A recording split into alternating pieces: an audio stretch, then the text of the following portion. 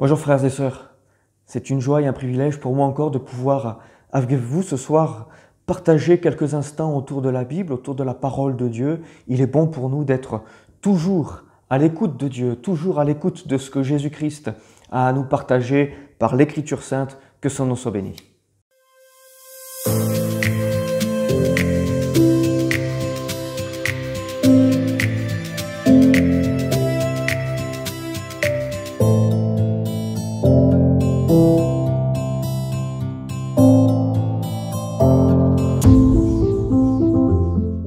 J'espère donc que vous allez bien, que vous êtes en bonne santé, que votre temps de confinement se passe bien, que le travail, que l'organisation nouvelle depuis quelques semaines maintenant déjà, se passe bien, que chacun trouve ses marques, son rythme et surtout peut prendre ce temps nécessaire et quotidien avec Dieu. Avec Jésus-Christ, nous le disions, il est bon d'être à l'écoute de la parole de Dieu, de ce que Dieu a à nous partager. Et c'est avec joie donc que je vais ouvrir maintenant la Bible et je le ferai dans la version Nouvelle Français Courant. Ésaïe, chapitre 50, verset 4, il est dit « Le Seigneur Dieu m'a enseigné ce que je dois dire pour que je sache avec quels mots je soutiendrai celui qui est abattu. Chaque matin, il éveille mon oreille. Il me réapprend à écouter comme doivent écouter les disciples. Le Seigneur Dieu m'ouvre les oreilles, je ne lui résiste pas, je ne recule pas. Amen. Amen.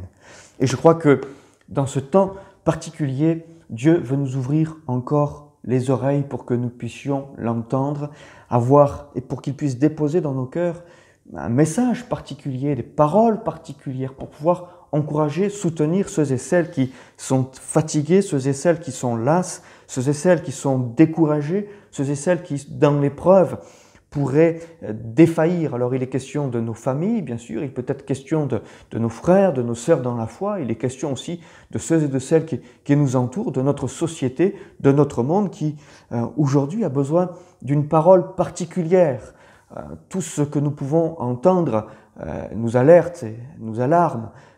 Mais il y a un message, il y a le message de Dieu, il y a la bonne nouvelle de Jésus-Christ, il y a ce que Dieu veut nous apporter. Et je crois que dans ce temps encore, Dieu veut nous encourager et Dieu veut nous parler particulièrement en tant que chrétiens, en tant qu'Église. Il parle au monde, bien sûr, tout ça, ce sont des signes pour le monde, pour la société, mais c'est aussi là un message que Dieu veut passer à l'Église. Au travers du prophète Ésaïe, Dieu a trouvé un homme auquel il a pu partager quelque chose, auquel il a pu partager un message. Il a pu là donner une parole à cet homme afin que cet homme ensuite puisse soutenir celui qui était lassé, celui qui était découragé. Et le contexte était particulier parce que pour le peuple de Dieu, pour le peuple d'Israël, c'était un temps difficile. Mais il y a eu un homme auquel Dieu a pu parler. Et je crois qu'il est bon pour nous encore que Jésus puisse nous trouver là, bien disposés devant lui. Me voici. Pouvons-nous chanter aussi de temps en temps « Seigneur, me voici, je suis là devant toi ».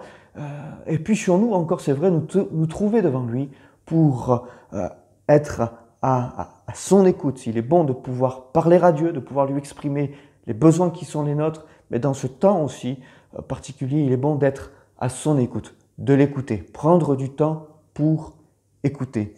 Il est dit, le Seigneur m'a enseigné ce que je dois dire pour que je sache avec quel mot je soutiendrai celui qui est abattu. Chaque matin, il éveille mon oreille et il me réapprend à écouter. Chaque matin, il éveille mon oreille et il me réapprend à écouter. On a écouté, on a entendu, mais le prophète pouvait dire, il me réapprend. Voilà, c'est quelque chose de nouveau. Chaque matin, j'ai besoin de retrouver cet état où je suis enseignable, où je suis à l'écoute, où je suis prêt à recevoir de Dieu quelque chose pour être béni par lui et pour être un instrument de bénédiction aussi autour de nous. Être à l'écoute comme écoute des disciples, bien sûr, c'est ce que disait le prophète. Le Seigneur m'a donné une langue exercée pour que je sache soutenir par la parole ce qui est abattu. Il éveille chaque matin, il éveille mon oreille pour que j'écoute comme écoute des disciples. Nous sommes des chrétiens, que Dieu soit béni, nous sommes des disciples. Nous sommes des disciples de Jésus-Christ, nous voulons apprendre de lui, il est notre maître. Et il est là pour nous enseigner, il est là pour nous parler. Et nous sommes là encore aujourd'hui pour l'écouter, que son nom soit béni. Alors il est bon de l'écouter et il est bon aussi de discerner quelle est sa parole, quels sont ses encouragements, quel est ce message qu'il a à nous véhiculer, ce qu'il a à nous apprendre encore dans ces temps, dans cette période d'obscurité, d'obscurité spirituelle. Nous entendions parler ces derniers jours, ces derniers rassemblements, ces dernières réunions avec Moïse, avec le pasteur Franck Lefilâtre. Nous entendions parler de tempête. Bien sûr, il y a cette tempête qui est là, qui souffle. Il y a avec cette tempête, une obscurité qui s'est levée, et aussi on peut être dans l'obscurité spirituelle, mais puissions-nous être réveillés chaque matin pour écouter, pour être enseignés, que le soleil puisse se lever aussi sur nos cœurs, sur nos vies, sur nos âmes. Et on se souvient de cet exemple si marquant, si fort que celui de Jésus-Christ, où il nous est dit, Luc 6, 12 et 13, en ce temps-là, Jésus se rendit sur la montagne pour prier, et il passa toute la nuit à prier Dieu. Quand le jour parut, il appela ses disciples et il en choisit 12, auxquels il donna le nom d'apôtres. Voyez, il a pris du temps dans la nuit pour rechercher la face du Père, pour se tenir dans la présence de Dieu. Et quand le jour parut, alors qu'il avait reçu du Père, il a pu partager, et c'est ainsi qu'il a choisi les 12 disciples qui allaient l'accompagner et qu'il allait plus tard envoyer. Que Dieu nous donne une oreille ouverte encore aujourd'hui pour entendre la voix de Dieu, pour entendre la voix du Père et pour lui obéir. Alors, cette oreille attentive, elle se trouve nécessairement dans un temps de recueillement et dans un temps de silence. On se souvient de cette demande qu'avaient fait les disciples à Jésus-Christ, « Enseigne-nous à prier ». Et Jésus, dans ce fameux sermon sur la montagne de Matthieu 6, il en était question dimanche, il dira aussi « Mais quand tu pries, entre dans ta chambre et ferme ta porte et prie ton Père qui est là dans le lieu secret, et ton Père qui voit dans le secret te le rendra. En priant, ne multipliez pas de vaines paroles comme les païens qui s'imaginent qu'à force de paroles, ils seront exaucés. Ne leur ressemblez pas, car votre Père sait de quoi vous avez besoin avant même que vous le lui demandiez. Voici donc comment vous devez prier, notre Père qui es aux cieux, que ton nom soit sanctifié, que ton règne vienne, que ta volonté soit faite sur la terre comme au ciel. Donne-nous aujourd'hui notre pain quotidien, pardonne-nous nos offenses, comme nous aussi nous pardonnons à ceux qui nous ont offensés. Ne nous induis pas en tentation, mais délivre-nous du malin, car c'est à toi qu'appartiennent dans tous les siècles le règne, la puissance et la gloire. Amen. Si vous pardonnez aux hommes leurs offenses, votre Père céleste vous pardonnera aussi. Mais si vous ne pardonnez pas aux hommes, votre Père ne vous pardonnera pas non plus vos offenses. Que Dieu soit béni. Enseigne-nous à prier. Et je crois qu'aujourd'hui encore, nous avons besoin, bien sûr, d'être enseignables et d'apprendre à prier. Et Jésus va prendre ce parallèle. Il va parler des nations, des gens qui s'imaginent qu'à force de paroles, eh bien, ils seront exaucés. Il pense de ces gens qui pensent que ce qui est important, c'est le flot de paroles, c'est les propos évoqués, ce sont les mots utilisés, c'est le langage lexical, c'est tout cela. Mais Jésus va leur rappeler aux disciples que ce n'est pas à force de paroles que l'on est exaucé. Quels sont nos mobiles? Qu'est-ce qui nous anime lorsque nous nous tenons dans la prière, lorsque nous nous approchons de Dieu? Qu'est-ce qui anime nos cœurs? Qu'est-ce qui anime nos pensées? Qu'est-ce qui anime notre esprit? Est-ce que nous pourrions imaginer que parce que nous prions de telle ou de telle manière, alors Dieu exaucerait obligatoirement notre prière? Dieu exauce notre prière parce qu'il est bon. Il est bon, je relisais encore dans ma lecture ce matin dans l'Épître aux Romains, Dieu est bon et tout ce que nous avons, tout ce qui nous vient de Dieu parce qu'il est bon, pas parce que nous méritons quoi que ce soit. Et si Dieu répond à nos prières, c'est parce qu'il est bon, pas parce que nous avons enchaîné des mots et des mots et des phrases de prière, mais c'est parce que Dieu a vu notre cœur et Dieu connaît notre cœur, alors il répond à nos besoins, que son nom soit béni. Alors ne leur ressemblez pas, disait Jésus, et on se souvient de cet exemple avec le pharisien et le publicain, cet exemple dans Luc chapitre 18, cette parabole, le pharisien qui rendait grâce à Dieu pour ce qu'il était, pour pour ce qu'il faisait, qui bénissait Dieu de ce qu'il n'était pas comme le reste de ces hommes. Voilà. Et le publicain, lui, qui n'osait même pas lever les yeux au ciel, qui se frappait la poitrine, qui se repentait, qui demandait pardon à Dieu pour qui il était, pour cet éloignement, pour cette incompréhension, pour cette ignorance et pour ses erreurs. Et il nous est dit que c'est lui qui va descendre dans sa maison justifié plutôt que l'autre. Voyez, c'est lui. Dieu entend nos prières, mais avant même d'entendre nos prières, déjà, il voit nos cœurs, il lit nos cœurs. Que son nom soit béni. Alors, Jésus va dire, voici comment vous devez prier. Notre Père qui es aux cieux, que ton nom soit sanctifié, que ton règne vienne, que ta volonté soit faite sur la terre comme au ciel. Donne-nous aujourd'hui notre pain quotidien. Pardonne-nous nos offenses, comme nous pardonnons aussi à ceux qui nous ont offensés. Ne nous induis pas en tentation, mais délivre-nous du malin. C'est à toi qu'appartiennent dans tous les siècles règne la puissance et la gloire. Et c'est vrai. On veut honorer Dieu, on veut bénir Dieu dans nos temps de prière. Et notez que la première demande, elle concerne le besoin quotidien. Oui. Que ton règne vienne, que ta volonté soit faite sur la terre comme au ciel. Et ensuite, donne-nous aujourd'hui notre pain quotidien.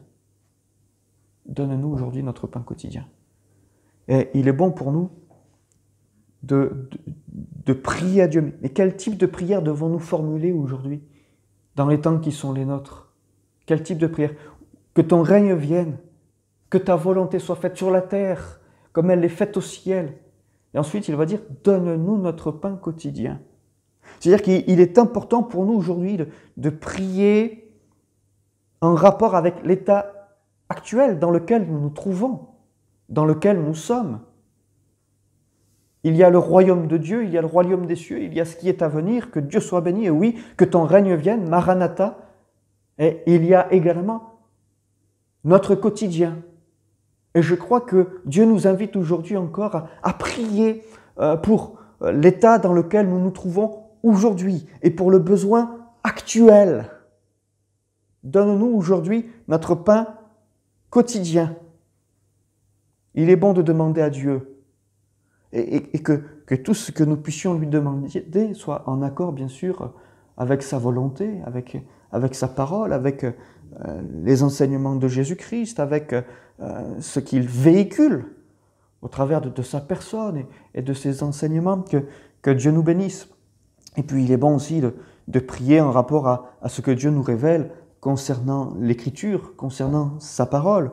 Voilà, que nous puissions nous appuyer sur ce qui est écrit, sur ce qu'il nous montre, sur ce qu'il vous montre au quotidien, dans votre lecture personnelle. Il est bon aussi de pouvoir vous appuyer sur cela pour prier, pour demander à Dieu. Que Dieu nous bénisse. Il dit, mais quand tu pries, entre dans ta chambre. Entre dans ta chambre. Pourquoi? Le pharisien se tenait là sur la place publique et devant tout le monde, il levait les bras, en disant, mais voilà, je suis ceci, je suis cela, je fais ceci, je fais cela, et je bénis Dieu. Mais Jésus va dire, quand tu pries, entre dans ta chambre. Entre dans ta chambre. Pourquoi? Pourquoi la chambre? Parce que la chambre, c'est premièrement le lieu qui est réservé au repos. Voilà, on rentre dans notre chambre le soir pour s'y reposer, pour reposer le corps, pour reposer l'esprit, et puis sur nous, là, trouver auprès de Christ notre repos. On se souvient de ce qu'il a pu dire, « Venez à moi, vous tous qui êtes fatigués et chargés, et je vous donnerai du repos. » Nous sommes en temps de confinement, on pourrait dire on a du temps, oui, mais que ce temps que nous avons soit fructueux, soit utile pour prendre et trouver ce repos en Jésus-Christ. Oui. Venez à moi, vous tous qui êtes fatigués et chargés, et je vous donnerai le repos. Nous avons besoin du repos du cœur, du repos de l'âme, du repos de l'esprit, dans les temps agités que le monde peut connaître, et que nous puissions ainsi communiquer autour de nous cette paix et ce repos à ceux et celles qui nous entourent. La chambre donc, un lieu réservé au repos, pour pouvoir être à l'écoute de Dieu chaque matin, voilà, et chaque soir. C'est là où on va se retrouver avec Dieu, avoir un rendez-vous avec Dieu, Et puis la chambre aussi nous parle de la simplicité, parce que la chambre, on y trouve quoi? On y trouve le lit, une table de chevet peut-être, une chaise. Et, vous voyez, la chambre, c'est un lieu qui est simple. C'est un lieu qui est simple. La chambre nous parle donc de simplicité. C'est une pièce qui est petite, donc une pièce qui est humble. Vous voyez, une petite et simple pièce, une pièce, donc un endroit simple et humble. Quand on rentre dans la présence de Dieu, quand on veut s'approcher de Dieu, puissions-nous nous approcher de lui avec simplicité de cœur et humilité. Entre dans ta chambre, voilà. Il n'y a plus toute la décoration, il n'y a plus tout l'environnement, il y a plus. Non, là, les choses sont simples. Juste nous avec Dieu, juste nous avec Jésus, juste nous avec sa parole, avec l'Écriture et la présence du Saint-Esprit qui est là pour nous accompagner. C'est ça aussi, entre dans ta chambre. Simplicité et humilité. Dans la Bible, il est question, et je terminerai sur ce dernier exemple, il est question d'un jeune, d'un garçon, qui avait une chambre et sa chambre était particulière. Parce qu'il nous a dit que c'était Samuel, il avait fait du sanctuaire sa chambre. Vous pourrez relire chez vous, enfin chez vous, vous êtes chez vous, 1 Samuel chapitre 3, versets 1 à 11 et verset 19. Samuel a grandi dans un contexte spirituel qui était particulier, qui était en déclin. Il nous a dit que dans cette période, il était rare que Dieu parle directement. Il était rare que Dieu accorde une vision. Ces temps-là étaient difficiles. Difficiles pour ceux qui officiaient dans le temple, difficiles pour le peuple de Dieu. Le sacrificateur Élie était aveugle, ses fils avaient déshonoré Dieu. Une période délicate, mais il nous a dit que Dieu s'est fait connaître à quelqu'un, là, dans sa chambre. Sa chambre, c'était le sanctuaire, juste ça. Hein. Voyez, il avait fait du sanctuaire sa chambre, à coucher, et c'est là que Dieu va se révéler à lui. Alors même si certainement ce n'était pas au départ un lieu dans lequel il aurait dû faire sa chambre, je pense que ce jeune-là avait ce désir de s'approcher de Dieu, de connaître Dieu. Dieu se fait donc connaître à lui, et par 3 fois, une nuit, il l'appelle, et il lui fait entendre sa voix. Il veut lui faire connaître sa voix. Et notez que 3 fois, Samuel ira voir Élie, « Je suis là, tu m'as appelé », et Élie de lui dire « Non, non, c'est pas moi ». La 3e fois, « Ah, ben, c'est Dieu qui te parle », et la prochaine fois, tu diras « Parle, ton serviteur écoute ». Dieu a fait entendre sa voix à Samuel, Dieu a fait connaître sa voix à Samuel. Il est bon pour nous de l'entendre, il est bon pour nous de l'écouter, il est bon pour nous de la connaître et de la reconnaître. Dans une période, pour nous aussi, aujourd'hui, troublée et difficile.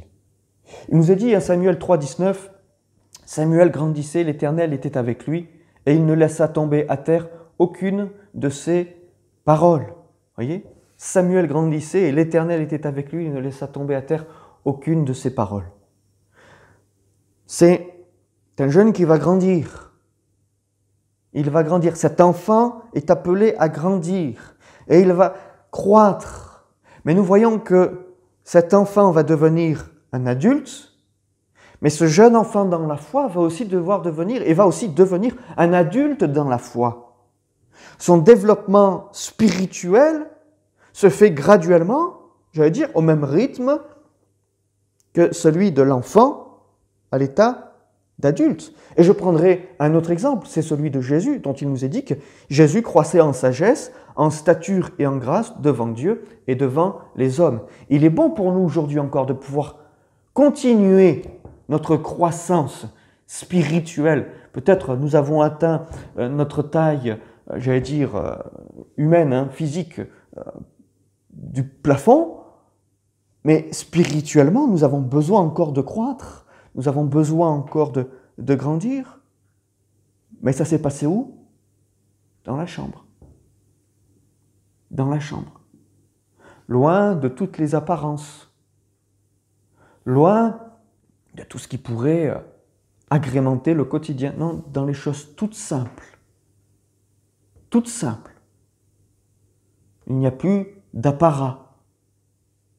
Il n'y a plus de choses qui pourraient nous distraire. Il n'y a que Dieu et nous.